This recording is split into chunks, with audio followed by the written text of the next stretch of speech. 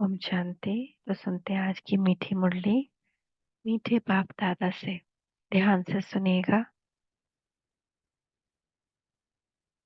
मीठे बच्चे, अपने को आत्मा समझ आत्मा भाई से बात करो। ऐसी दृष्टि पक्की करो तो भूत प्रवेश नहीं करेंगे। जब कोई में भूत देखो तो उसे किनारा कर लो। अगर हम किसी को आत्मा देखकर समझते, जैसा अभी हम देख रहे थे रूहानी गुलाब, रूहानियत कैसे फैलेगी। हम सबको आत्मा देखे, उसकी अच्छाई देखें, उसकी बुराई ना देखें। तो बाबा भी आज ये कह रहे हैं कि आत्मिक दृष्टि रखनी है। आत्मा भाई से बात करो, ऐसी दृष्टि पक्का करो तो उसके अंदर का जो भूत है, विकार है, वो हम में नहीं आएगा। मान लिया हम पुरुषार्थ कर रहे हैं, लेकिन हम तो रह गए गृहस्थी में रह रहे हैं जहाँ सब लोग पुरुषार्थी नहीं, सब लोग ज्ञान में नहीं है, विकार छोड़ने का प्रयत्न नहीं कर रहे। तो अगर हम उनको आत्मा नहीं देखेंगे तो उनके विकार हमारे में जाते रहेंगे, जाते रहेंगे। आंखों से भी जाता है। अगर आपको कोई विकारी मनुष्य घूर कर देखे तो वो फिर आपको क्रोध आना ही आना है। वो वापस से आपके अंदर का अंश वंश जागृत हो जाएगा। तो किसी की भी क्रोधी दृष्टि से बचना है, यूं किनारा कर लेना, सही नजर झुका के अलग। प्रश्न है, पाप का बनने के बाद भी आस्तिक और नास्तिक बच्चे हैं, वह कैसे? आस्तिक वह है जो ईश्वरीय कायदों का पालन करते हैं, देही अभिमानी रहने का पुरुषार्थ करते हैं। और नास्तिक वह है जो ईश्वरीय कायदों के खिलाफ भूतों के वश हो आपस में लड़ते झगड़ते हैं। आस्तिक बच्चे देह सहित देह के सब संबंधों से बुद्धि युक्त तोड़ अपने को भाई भाई समझते हैं। और नास्तिक देह अभिमान में रहते हैं।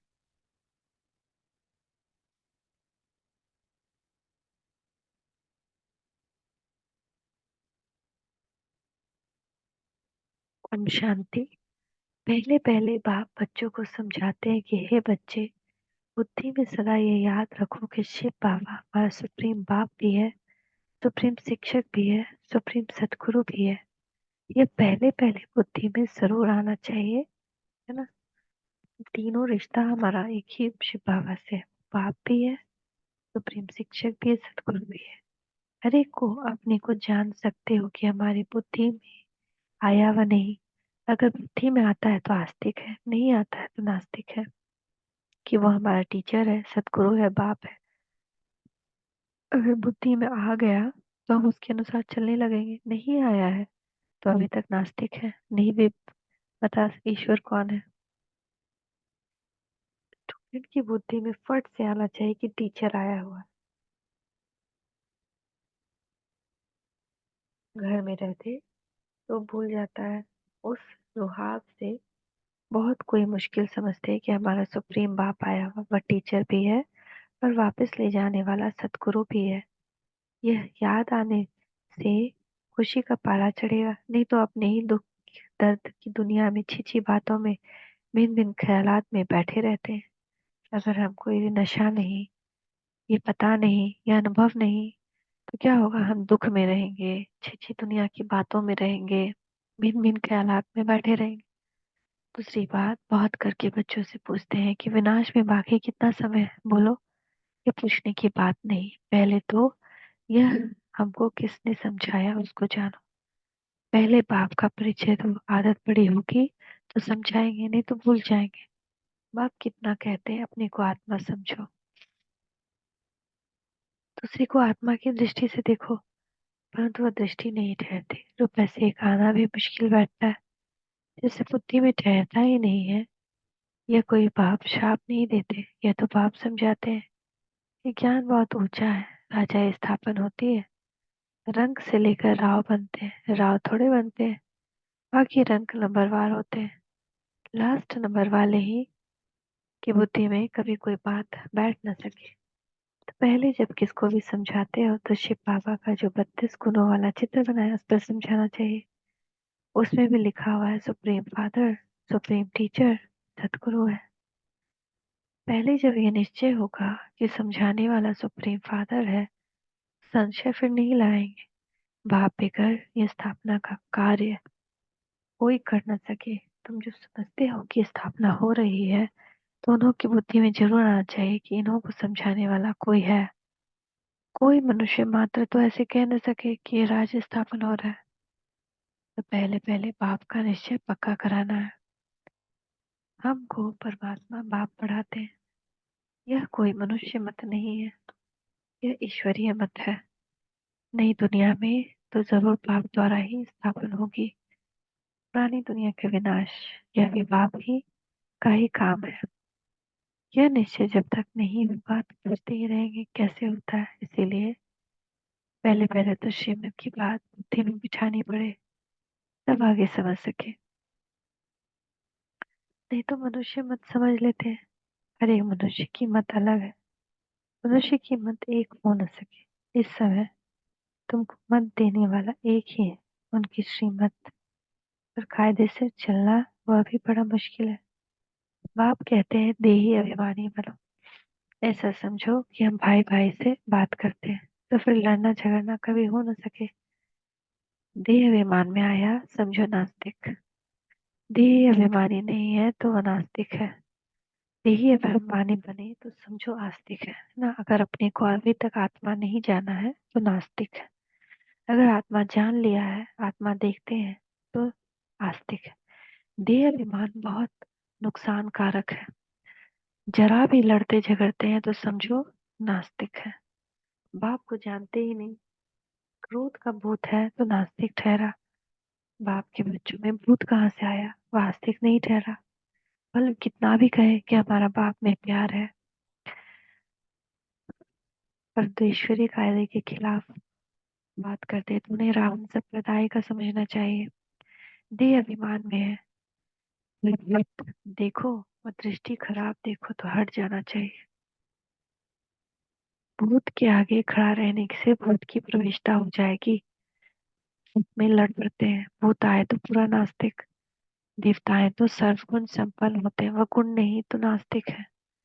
नास्तिक वर्षा थोड़ी लेंगे। जरा भी खामी नहीं होनी चाहिए, नहीं तो बहुत सजा खाकर प्रजा में जाना पड़ेगा। भूत से दूर रहना चाहिए। भूत का सामना किया तो भूत आ जाएगा। भूत से कभी सामना नहीं किया जाता।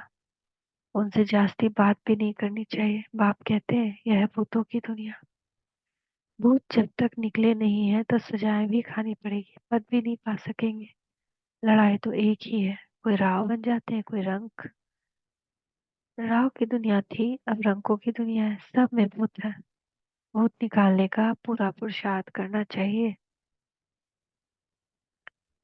बाप मुरली में समझाते हैं, किस्म किस्म के स्वभाव होते हैं, बात मत पूछो। तो प्रदर्शनी आदि में पहले पहले बाप का परिचय देना है। बाप कितना लवली है, वह हमको ऐसा देवता बनाते हैं। गायन भी है, मनुष्य से देवता किए करत न लागी बार। देवताएं थे सत्युग में तो जरूर उन्होंने पहले कलयुग था। यह सृष्टि चक्र का ज्ञान भी तुम बच्चों को की बुद्धि में अब है। वहाँ ये सब ज्ञान देवताओं में नहीं होगा। अब तुम नॉलेजफुल बनते हो तो फिर पद मिल गया, तो नॉलेज की दरकार नहीं। यह बेहद का पाप, जिससे 21 पीढ़ी तुमको स्वर्ग का विरसा मिला है। तो ऐसे बाप को कितना याद करना चाहिए। बाबा सदैव समझाते हैं, हमेशा समझो कि शिव बाबा हमको समझा रहे हैं। शिव बाबा इस रथ द्वारा हमको पढ़ा रहे हैं। वह हमारा बाप टीचर गुरु है। यह है बेहद की पढ़ाई। तुम समझते हो पहले हम तुक्ष बुद्धि थे। इस कॉलेज का कोई को जरा भी पता नहीं, इसीलिए समझाने के समय अच्छी तरह घूट घूट कर समझाओ। श्री कृष्ण की तो बात ही नहीं। बाप ने समझाया है, श्री कृष्ण का कोई चरित्र है ही नहीं सिवाय शिव बाबा के। ब्रह्मा विष्णु शंकर के भी चरित्र हो न सके। चरित्र है ही एक का, जो मनुष्य से देवता बनाते हैं, विश्व को हेवन बनाते हैं। तुम उस बाप की श्रीमत पर चलते हो। बाप की मदद कहा हो, बाप नहीं होता तो तुम कुछ भी नहीं कर सकते। तुम अभी वर्थ नॉट अ पेनी से वर्थ पाउंड बन रहे हो। अब नंबर और पुरुषार्थ अनुसार तुम सब जान गए हो। पहले पहले है बाप का परिचय। सत्युग में देवताओं की बेहद की बादशाही है। पुरुषार्थ अनुसार तुम सब जान गए हो, तो पहले पहले है बाप का परिचय। सत्युग में देवताओं की बेहद की बादशाही, उनके राज्य में और कोई था नहीं। अभी तो कलयुग है, कितने ढेर धर्म है। यह है ही आदि सनातन देवी देवता धर्म कब स्थापन हुआ, यह कोई की बुद्धि में नहीं, तुम बच्चों की बुद्धि में। नंबरवार पुरुषार्थ अनुसार है, तो पहले बाप की महिमा पर अच्छी तरह समझाना चाहिए। हम जानते हैं जरूर बाप से हमको पहचान मिली है। बाप कहते हैं सर्व का सदगतिदाता भी मैं हूँ। कल्प कल्प तो बच्चों को राय देता हूँ कि अपने को आत्मा समझो, अपने को आत्मा समझो और मुझे याद करो, तो आत्मा पतित से पावन बन जाएगी। आत्मा अभिमानी भव, आज पापा वरदान दे रहे हैं, आत्मा अभिमानी भव ले लें और प्रैक्टिस करें आज आत्म स्वरूप की। दूसरे को भी आत्मा समझने में तुम्हारी क्रिमिनल आई नहीं होगी। आत्मा ही शरीर द्वारा कर्म करती है। हम आत्मा ये पक्का करना है। खुद ब्रह्मा बाबा कितना पक्का करते थे, डायरी पे डायरी लिख लिख के, जशुदा आत्मा मैं आत्मा। तुम आत्मा हो, पहले पहले हम 100% पावन थे, फिर पतित बने। आत्मा ही बुलाती है कि बाबा आओ। आत्मा का अभिमान पक्का रहना चाहिए और संबंध भूल जाने चाहिए। हम आत्मा स्वीट होम में रहने वाली है, यहाँ पाठ बजाने आए हैं, यह भी तुम बच्चे ही समझते हो। तुम्हारे में भी नंबरवार है, जिनको याद रहती है भगवान पढ़ाते, कितनी खुशी रहनी चाहिए। भगवान हमारा बाप भी है, टीचर भी है, सदगुरु भी है। तुम कहेंगे हम उनके सिवाय और किसको भी याद नहीं करते। बाप कहते हैं देह सहित देह के सभी संबंध तोड़ माँ में कब याद करो। तुम सब ब्रदर्स हो, कोई मानते कोई नहीं मानते, तो समझो नास्तिक है। हम शिव बाबा के बच्चे हैं तो पावन होने चाहिए। बाप को बुलाते ही है बाबा आकर हमको पावन विषय का मालिक बनाओ। सत्युग में तो पावन होने की बात ही नहीं। पहले तो यह समझो कि शिव बाबा है, इनसे नई दुनिया स्थापन होती है। अगर पूछे कि विनाश कब होगा, तो बोलो ने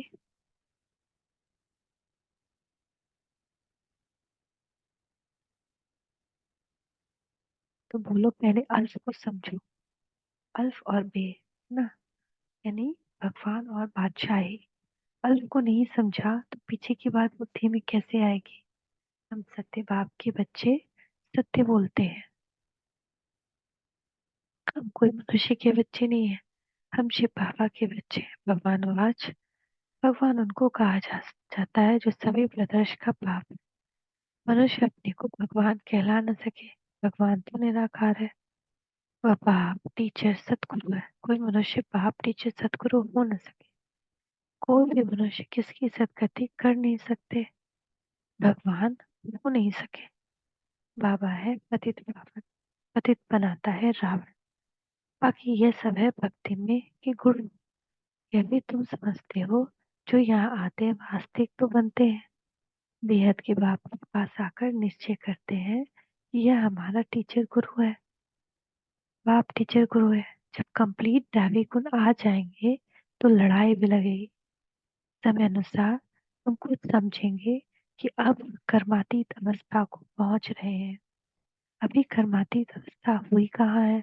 अभी बहुत काम है, भक्तों को पैगाम देना है। बाप का वर्षा लेने का तो सबका हक है। अब तो लड़ाई जोर से होगी, फिर ये हॉस्पिटल डॉक्टर आदि कुछ नहीं रहेंगे। बाबा कह रहे इतनी जोर से लड़ाई होगी कि ये जो डॉक्टर हॉस्पिटल है सब कुछ रहेगा ही नहीं। बाप बच्चों को सम्मुख समझा रहे हैं कि तुम आत्माएं 84 जन्म शरीर धारण कर पाठ बजाती हो। किसी की 70-80 जन्म भी होंगे। अभी जाना तो सबको है, विनाश होना ही है। अपवित्र आत्मा जा न सके। पावन बनने के लिए एक बाप को जरूर याद करना है, मेहनत है। 21 जन्म के लिए स्वर्ग की स्वर्गवासी बनना है, कोई कम बात है क्या। मनुष्य तो कह देते फलाना स्वर्गवासी हो, अरे स्वर्ग है कहाँ, कुछ भी समझते नहीं। तुम बच्चों को बड़ी खुशी रहना चाहिए कि भगवान हमको पढ़ाते हैं, विश्व का मालिक बनाते हैं। खुशी एक होती है स्थायी, दूसरी होती है अल्पकाल की। पढ़ेंगे पढ़ाएंगे नहीं तो खुशी क्या होगी। आसुरी गुणों को भगाना है, पाप कितना समझाते हैं, कर्म भोग कितना है। जब तक कर्म भोग है तो यह निशानी है कि अभी तक कर्मातीत अवस्था हुई नहीं। अभी मेहनत करनी है, कोई भी माया के तूफान ना आए। बच्चों को ये निश्चय है कि बाप ने हमको अनेक बार मनुष्य से देवता बनाया। यह बुद्धि में आए तो भी कहो सौभाग्य। यह बेहद का बड़ा स्कूल है, वह होता है हद का छोटा। बाप को तो बहुत तरस पड़ता है, कैसे समझाऊं। कोई से तो अब तक भी भूत निकले नहीं है। दिल पर चढ़ने बदले गिर पड़ते हैं। कई बच्चियां तो तैयार हो रही हैं अनेकों के कल्याण करने के लिए। फिर तो हम सब बच्चियां तैयार हो रही हैं। अच्छा, मीठे मीठे से खिलते बच्चों प्रति माता पिता बाप दादा का याद प्यार। Good morning. रूहानी बापी रूहानी बच्चों को नमस्ते। रूहानी बच्चों की रूहानी माता पिता बाप दादा को याद प्यार। Good morning. शुक्रिया बाबा, शुक्रिया। नमस्ते बाबा, नमस्ते। धारणा के लिए मुख्य सार। कोई भी बात ईश्वरीय कायदे के खिलाफ नहीं करनी। किसी में भी अगर बुद्ध की प्रविष्टा है या दृष्टि खराब है तो उसके सामने से हट जाना, उनसे जास्ती बात नहीं करनी। हाई खुशी में रहने के लिए पढ़ाई पर पूरा ध्यान देना है। आश्रय गुणों को निकाल दैवी गुण धारण कर आस्तिक बनना है। आज का वरदान। निश्चय और नशे के आधार से, निश्चय और नशे के आधार से हर परिस्थिति पर विजय प्राप्त करने वाले सिद्धि स्वरूप। नशा क्या है? एक बाप दूसरा न कोई। निश्चय क्या है? बाप भगवान स्वयं हमें पढ़ा रहा है और हमें लक्ष्मी नारायण, नर से नारायण, नारी से लक्ष्मी बना रहा है। योग द्वारा वैसी सिद्धि प्राप्त करो जो अप्राप्ति की भी प्राप्ति का अनुभव कराए। निश्चय और नशा हर परिस्थिति में विजय बना देता है।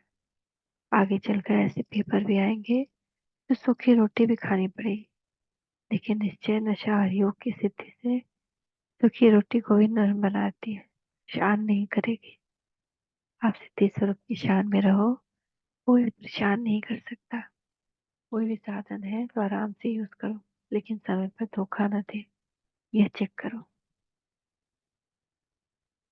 आज का स्लोगन है निमित्त बन यथार्थ पाठ निभाओ। इंस्ट्रूमेंट बन, निमित्त बन, ट्रस्टी बन। यथार्थ बात पर निभा बजाओ तो सर्व के सहयोग की मदद मिलती रहेगी। अव्यक्ति सारण स्थित द्वारा डबल लाइट फरिश्ता स्थिति का अनुभव करो। किसी भी कार्य की नवीनता की इन्वेंशन के लिए एकाग्रता की आवश्यकता होती है।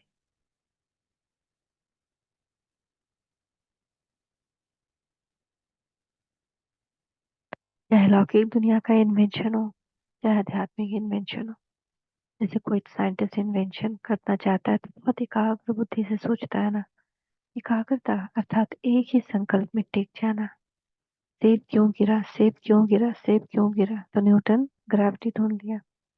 एक ही लगन में मगन हो जाना, तो अपनी शांत स्वरूप स्थिति में स्थित हो जाना। इससे बुद्धि का भटकना सहज ही छूट जाएगा और देह की दुनिया सहज भूल जाएगी और डबल लाइट रिश्ता स्थिति का अनुभव होने लगे।